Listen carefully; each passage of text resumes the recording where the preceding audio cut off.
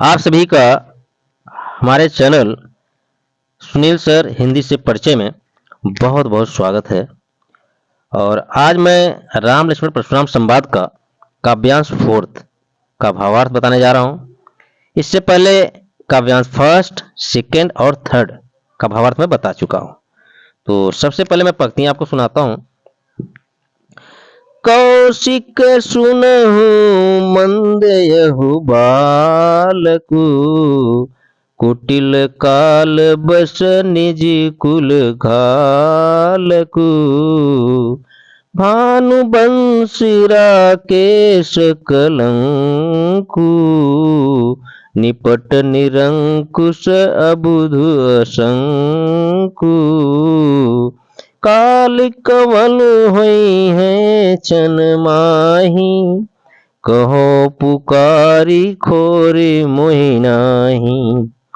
तुम हटु कहूँ जो चहु बारा, कहीं प्रताप बलु रोषु हमारा।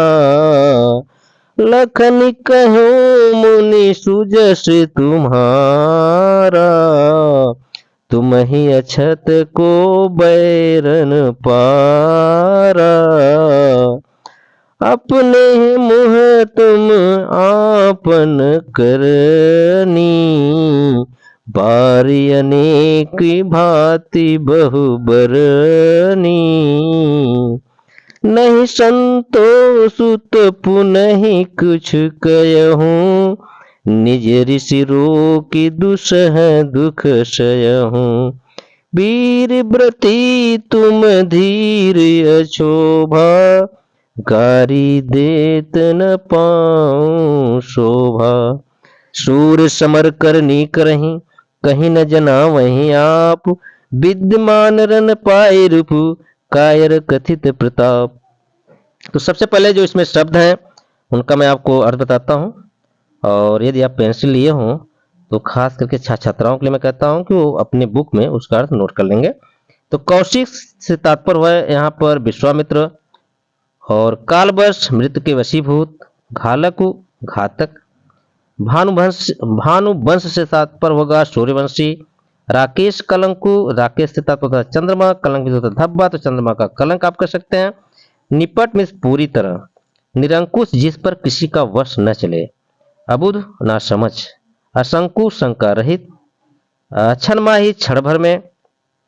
खोर से तात्पर्य होगा दोष, हट कहूं से होगा रोको, सुजसु सुयश सुकीर्त, करनी काम, बरनी वर्णन करना, दूसरा असहाय, वीरव्रती वीरता का व्रत धारण करने वाला, अक्षोभा क्षोभ रहित, समर से तात्पर्य होगा युद्ध, रण से तात्पर्य मैदान, कथित प्रताप, प्रताप की डींग मारना।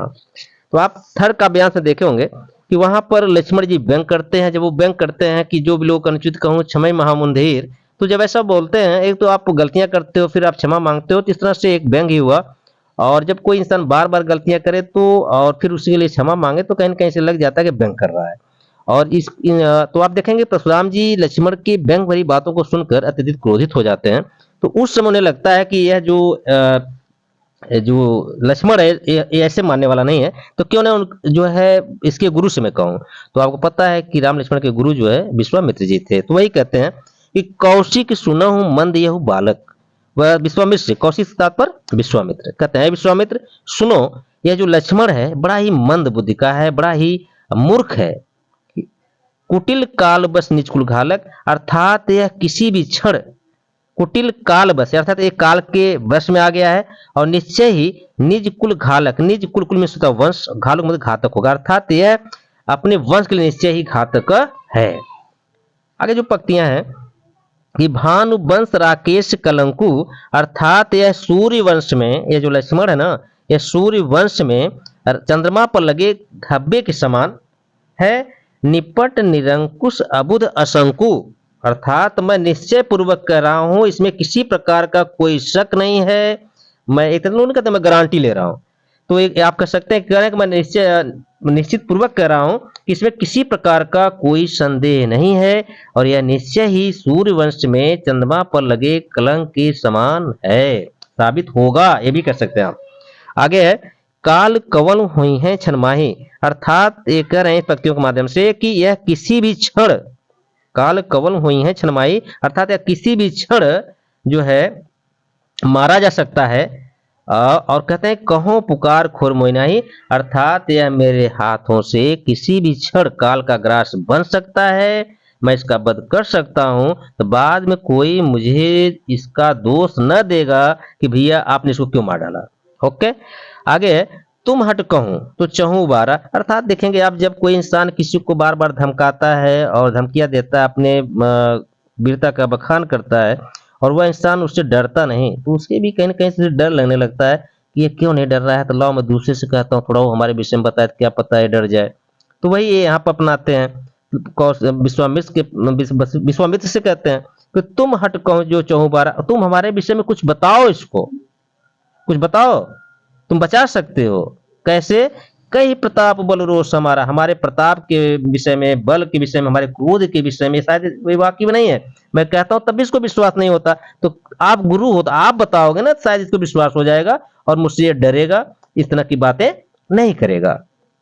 तो अब लक्ष्मण कहाँ पीछे रहने वाले, वो फिर व्यंग कर देते हैं, कहते हैं लखन कहूं मुनि सुजस तुम्हारा, कहते हैं हे भगवान, तुम्हारे वीरता के विषय में तुमसे अच्छा कोई वर्णन नहीं कर सकता, तुम ही अक्षत को वर्णन पा, न जाने कितनी बार आप ही अपने जो वीरता है जिसके विषय में बताते हैं, आपसे अच्छा कोई आपके विषय में वर्णन नहीं कर सकता, तुम अक्षत को वर्णन पर, अर्थात आप ही आपसे अच्छा कोई नहीं कर सकता, अपने मुंह तुम आपन करनी, कहते हैं न जाने कितनी बार आप अपने ही मुंह से अपनी तारीफ स्वयं कर चुके हैं, बार अनेक बात वो बरनी, अर्थात बारंबार आपने अपनी तारीफ ही तो कर रहे हैं, वीरता के विषय में तो बता रहे हैं, तो इससे अच्छा, आपसे अच्छा मुझे जहां तक लगता है कि आपके विषय में और कोई नहीं बता सकता।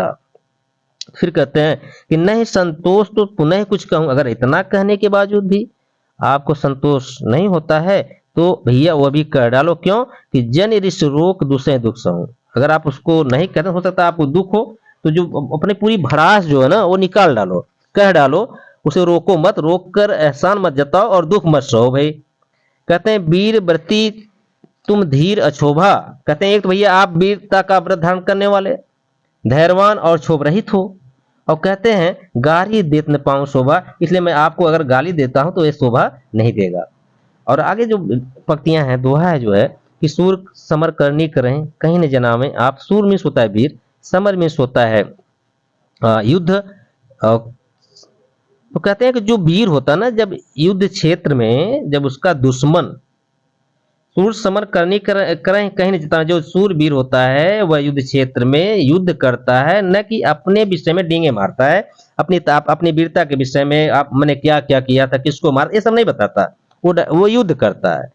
कहते हैं विद्यमान रन पाए रूप कायर कथित प्रताप, जहां तक मैं जानता हूं वो कायर होते हैं, बुजदिल लोग होते हैं, जिसके सामने युद्ध क्षेत्र में उनका दुश्मन खड़ा हो उससे युद्ध न करके केवल वार्तालाप करते हैं। तो कहीं ना कहीं से मुझे लगता है वो कायर होते हैं, और आप सीधे समझ सकते हैं कि लक्ष्मण की जो ये बातें हैं कहीं ना कहीं डायरेक्ट जो है यह परशुराम को एक तरह से वो टारगेट करके कह रहे हैं, उन्हीं को लक्ष्य करके कह रहे हैं, उन्हें एक तरह से कायर साबित करते हैं। तो यह रहा जो है आपका काव्यांश 4th का भावार्थ, और वेरी इंपॉर्टेंट आप समझ सकते हैं, बहुत ही महत्वपूर्ण प्रश्न यहाँ से बनता है। जो ये दोहा है, सूर समर करनी करें कहीं न जितावें आप, विद्यमान ऋण पाए रूप कायर कथित प्रताप।